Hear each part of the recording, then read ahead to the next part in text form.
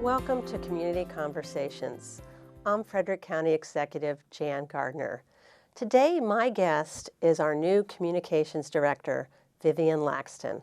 Welcome, Vivian. Thank you.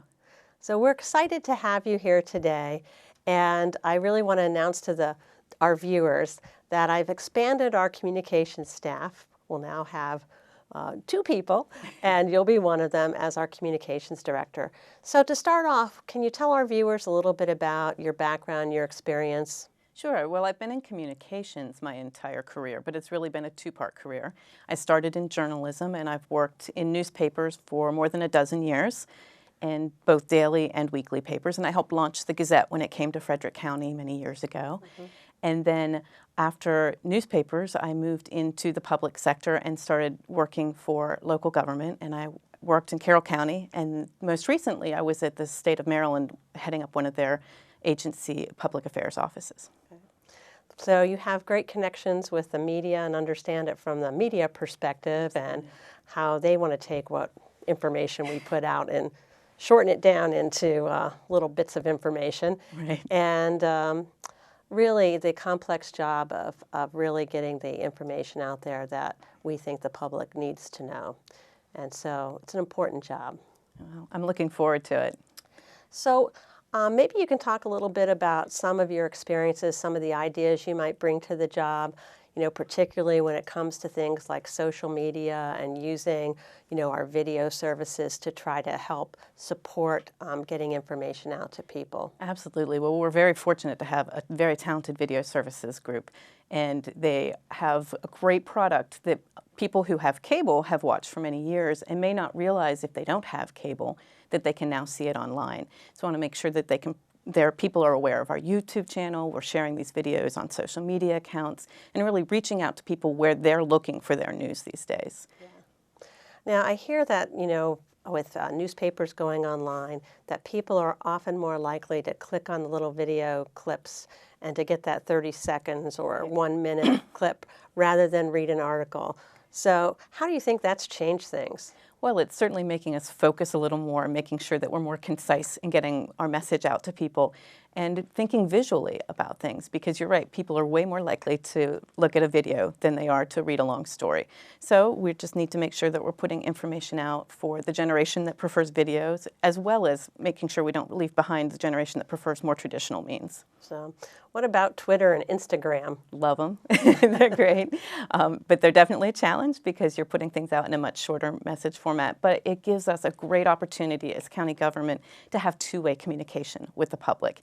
And so social media is social by nature, and we can hear from other people, and I think opening up that 2-way communication is going to be crucial for what we're doing.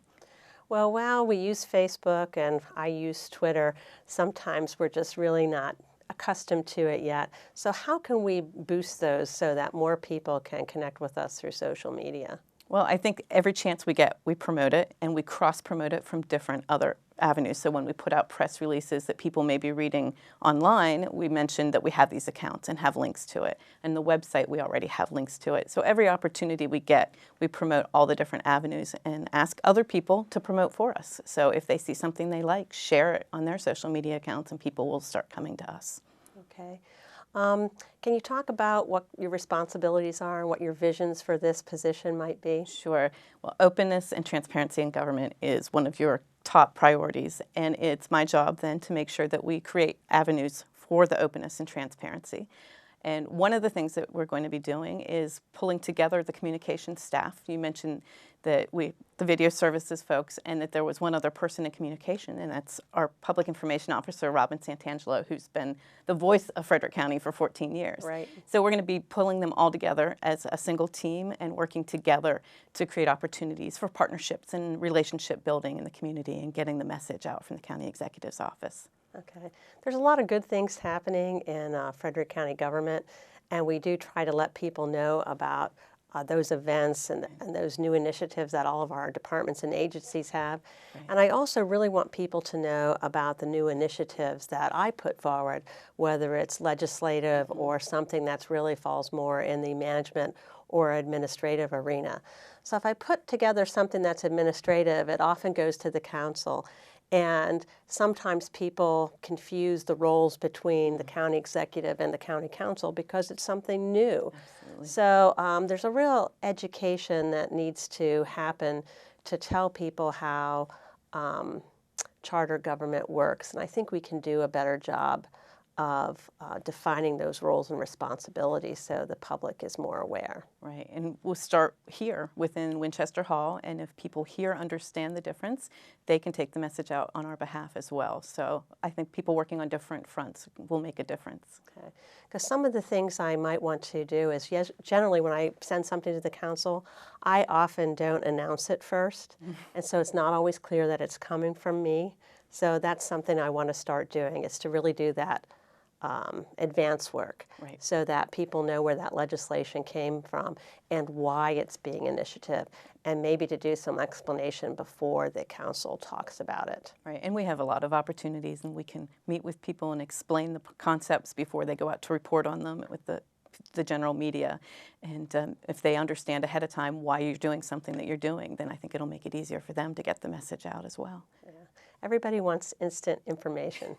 That's the way the world is going these days. Yeah. So if you heard it in the morning, by afternoon it's already old. That's right. So it's hard to keep it new.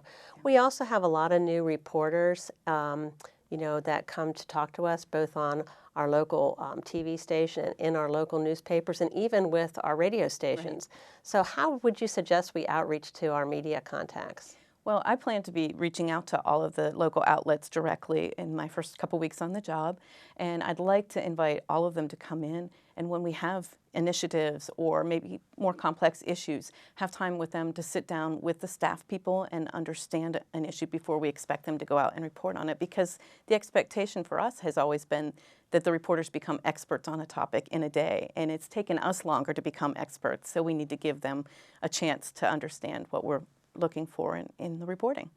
Okay. I also think we have an opportunity with some of our smaller newspapers. We have a lot of community newspapers, even a few new ones, and I do write a column for a couple of them every month. I mean, some of them are bi-weekly, some of them are monthly, and I know they get all of our press releases, but they often don't really write much about it, in part because they're not writing that current news.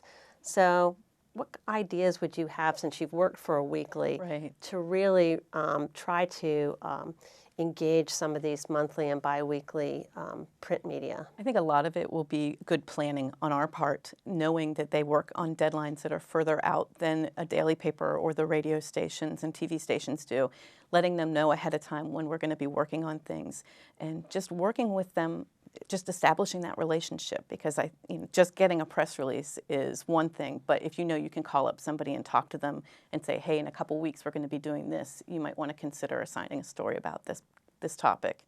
Okay.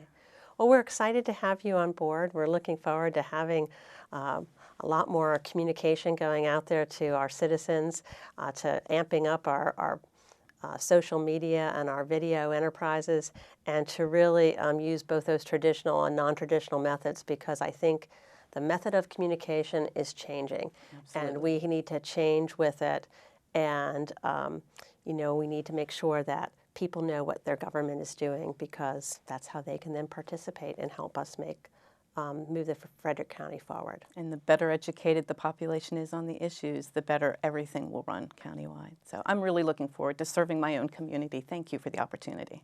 Well, I'm excited to have you here. I know our staff's excited to have you here, and we'll be making changes and getting some more information out there to people. So thank you for joining me today. Thanks. Thank you, our viewers, for joining us. I hope you learned a little bit more about what's happening in our communications department, and we'll continue to try to put out the news and make sure we have open and transparent government in Frederick County. Thank you for joining us.